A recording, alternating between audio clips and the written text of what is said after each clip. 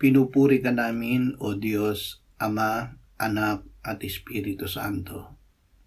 Salamat, Ama, na ibinigay mo sa amin si Jesus na iyong anak, na namatay para sa aming kasalanan, iyong muling binuhay, iniakyat at iniluklok sa iyong kanan sa langit. Salamat na ibinigay mo sa amin ang iyong banal na Espiritu, at sa pamamagitan niya ay ibinuhos mo ang iyong pag-ibig sa aming puso. Ama, alang-alang sa amin, si Jesus na walang kasalanan ay ginawa mo na maging kasalanan upang sa Kanya kami ay maging iyong katuwiran. Salamat na dahil dito, siya ang Diyos na kasama namin ngayon. Amen.